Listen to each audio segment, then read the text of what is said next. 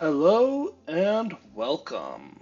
Today we're going to go ahead and take a look at the Locust. So, the Locust is the next ship in my Corvette series, and this particular one, though, I decided to go ahead and say, let's create the cheapest, earliest game combat ship that we possibly can. So, I limited this ship to Starship Design, ranking 0 or less. It is a Class A ship, and I did everything I could to go ahead and use the cheapest, lightest equipment that I can. So, let's go ahead and take a look at it. You will notice I'm using the Nova landing bay because it provides two weapon mounts on the bottom. We will enter inside and find ourselves immediately in a Stroud 2x1 all-in-one as soon as it finishes loading. One day.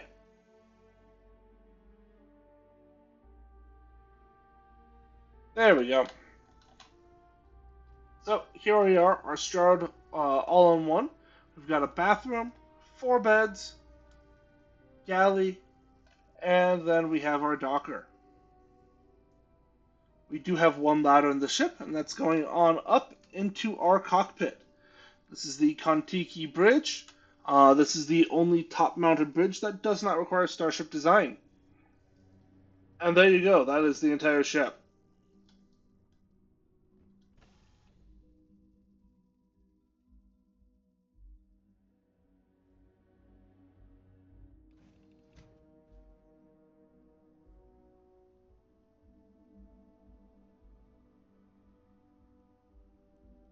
One day, the game will load. There we go.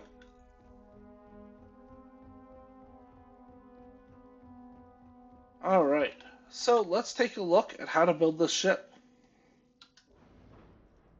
So step one, I'm going to go ahead and get my colors in my palette. And you can see that I went with a red and gold scheme.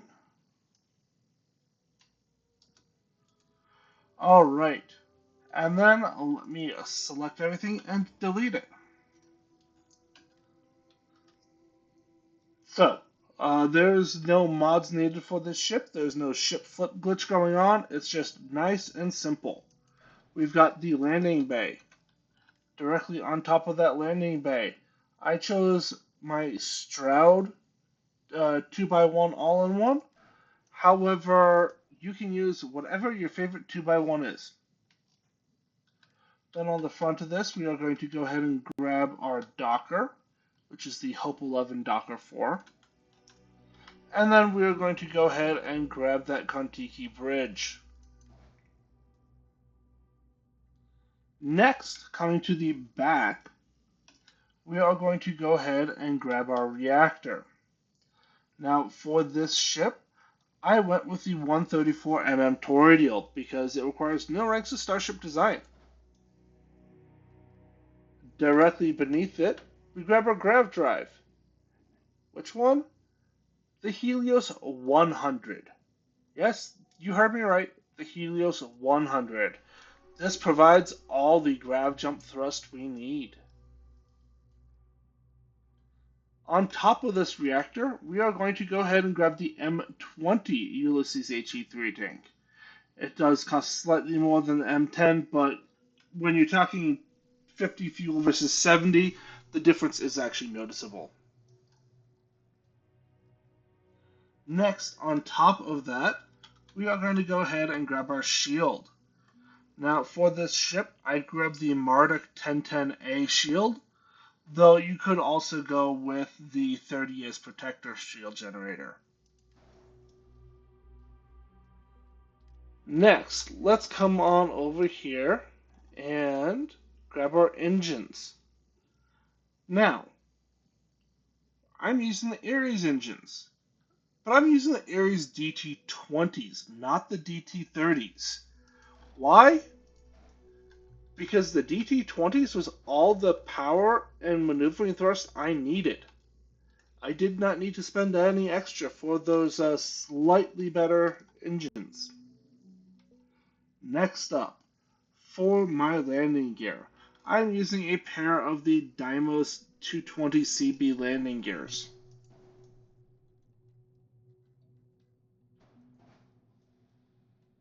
Just like so. And ta-da, that is the ship. 27 light year jump range, 306 mass. We still maintain 100 mobility. All that's left to do now is add our weapons. Now, when you have a lightweight ship like this with only 400 some shield, if you want to play on extreme difficulty, you need to kite. This means that you need to choose particle beams. So let's go ahead and grab our favorite particle beam. Now, I am limiting this ship to Starship Design rank 0. So because of that, I'm using the Disruptor 3300 electron beams. If you allowed Starship Design, grab the Disruptor 3310s. Only takes rank 1, but it's a 50% increase in damage. However, I'm using the Disruptor line, despite that being the lowest damage particle beams, purely because of the range. The range of these is 3500. The range of the PB series is 3000, and then the Ravager or Vaporizers is 3250. So, getting that extra 250 to 500 range means that you can outrange any other ship in the game, which is highly relevant when you are running a ship that cannot take a hit.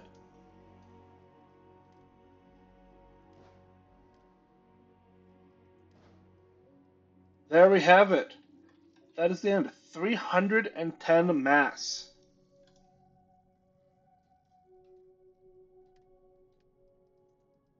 So let's assign our weapon. Put our paint on. And there you have it, the Locust.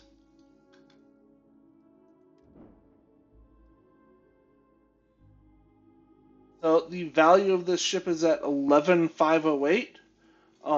So realistically, this ship is going to cost you about like 80,000 credits, somewhere around there, to put together. It's probably going to be cheaper to put this together than build it out of basically anything.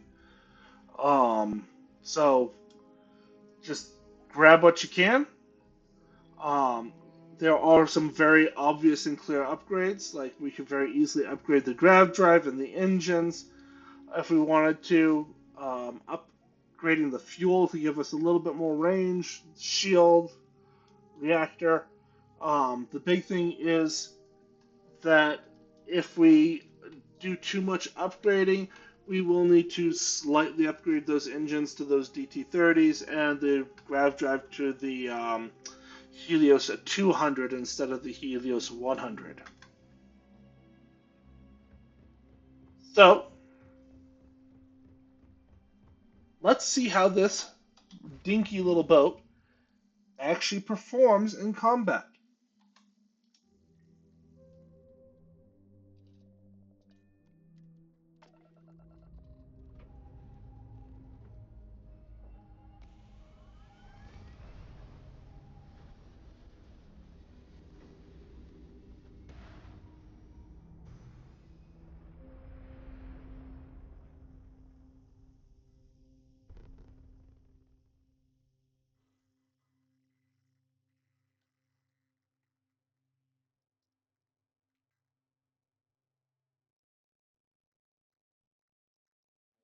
Loading.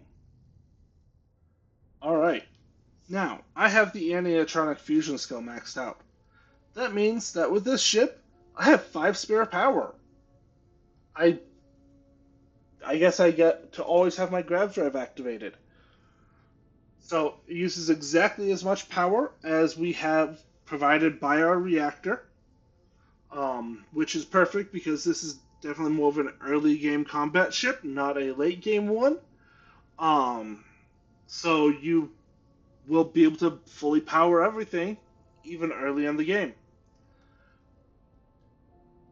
Now, let's just confirm. We are on extreme difficulty here. So let's see how it performs out on Serpentis.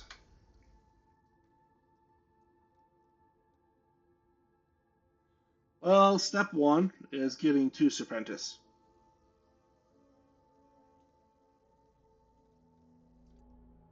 So, one of the fun downsides is that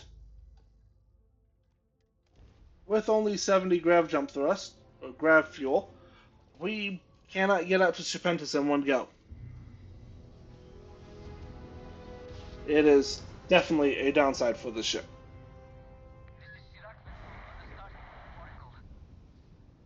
If you are not familiar with that, that is the DLC. Um, that I forgot the name of off the top of my head. Shattered Space, that's what it was.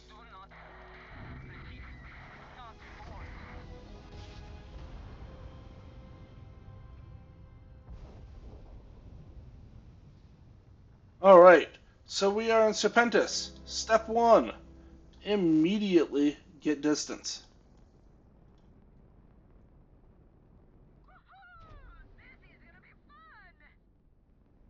Um, a single Crimson Fleet Ghost.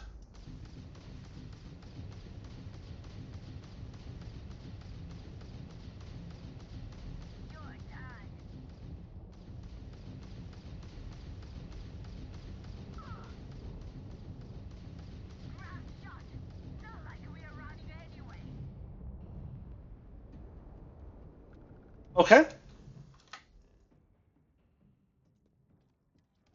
Let's come over here to the hostile activity.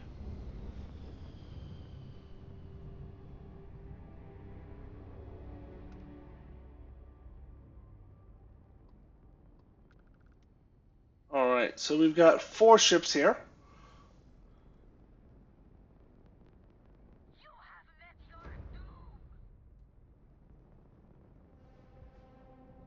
So we are flying away from them all. Okay, they are too close. Let's boost away.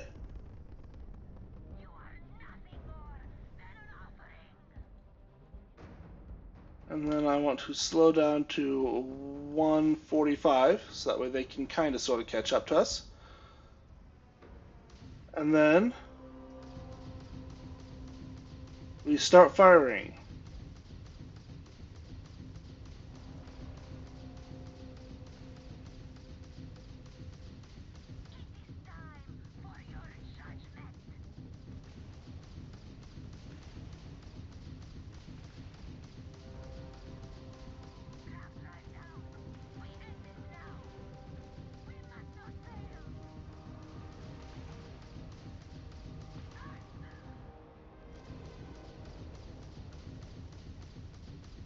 Alright, so that's 1 down.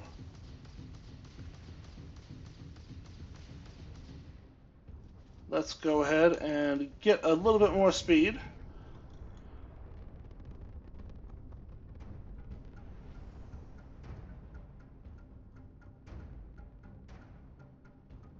Drop back down to 145. And start firing. And this is how you can effectively play with a very early game ship on extreme difficulty out here on Serpentis.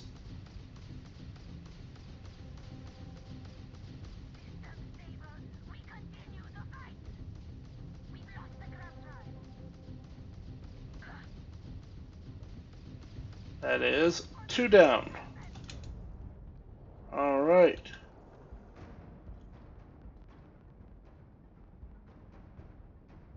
So, what we're going to do now, we are going to fly away from this guy at 130. Okay, he boosted after us. We need to get more range.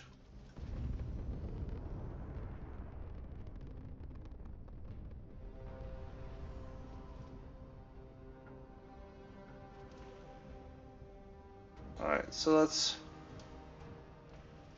drop to 143.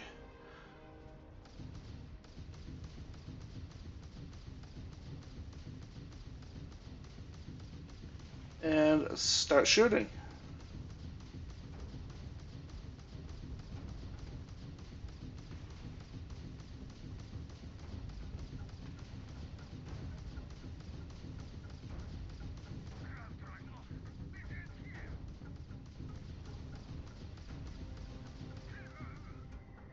Alright, and then for this last one, I know it is really tempting to go ahead and dive in, but we do need to continue kiting and letting him try and catch us. The ship cannot take a hit. So once he's below 4K, we want to speed back up to about 130-ish. And he is boosting after us. So let's get some distance.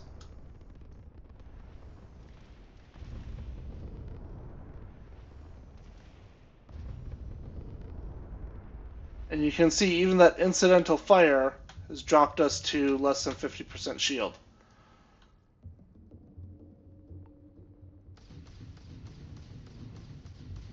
So then again, turn around once we are out of his range and just press the fire button.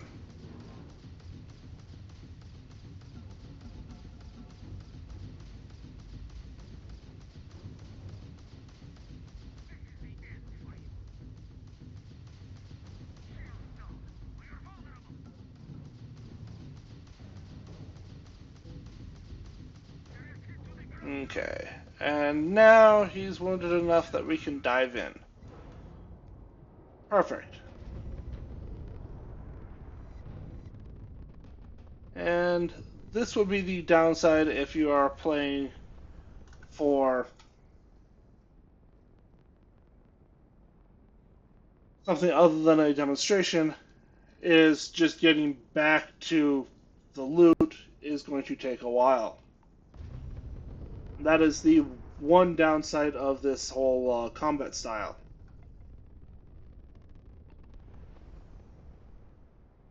Luckily, it is still a Class A ship, so it still moves at a reasonable clip.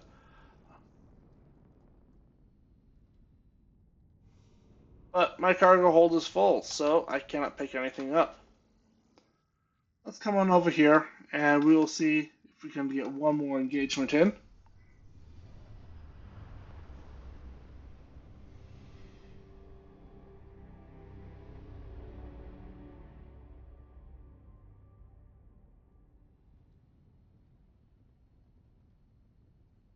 Now, an important thing to note when flying a ship like this is if you come in and there's nothing there, they all appear basically right in front of you. So you always want to go ahead and pick a direction to start boosting away in that is not straight ahead.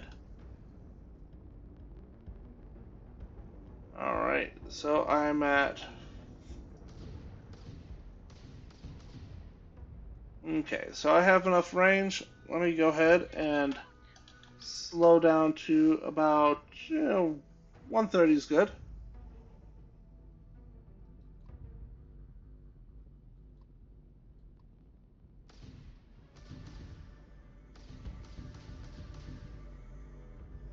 And let's see if they...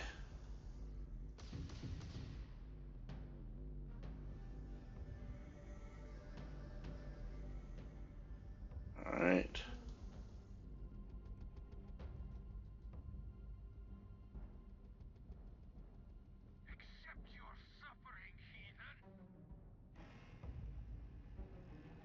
Alright, come back up to about 140-ish.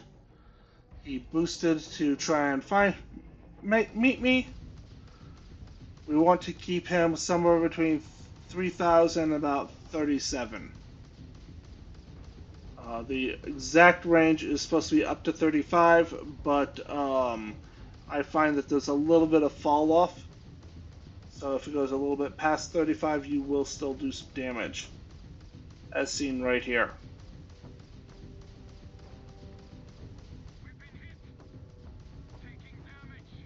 Alright, and now I need to go ahead and slow down some. There we go.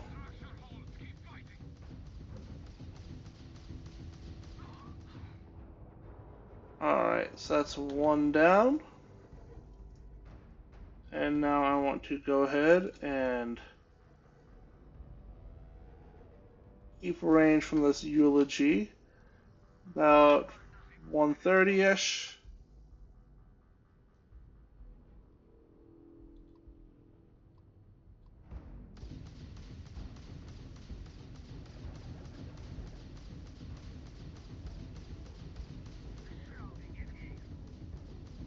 And we can see that he came much closer, but did not fire, so it looks like the eulogy is not loaded with particle beams.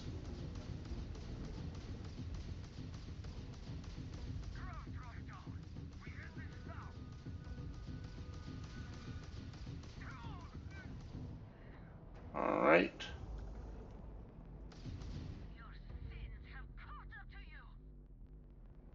And now, in a one-on-one, let's see what happens if we get up close.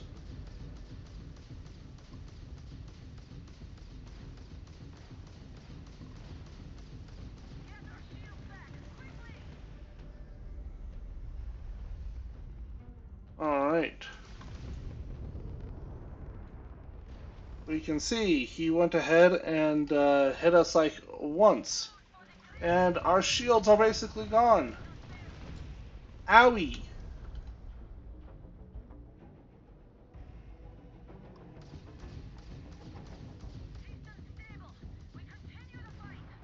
Well, that is the best example that I can give of why this ship cannot engage in close combat. Still no one for ship parts though. So, if you enjoyed this, don't forget to like, comment, subscribe, do all those YouTube things. And otherwise, I will see you in the next one. Thank you for watching.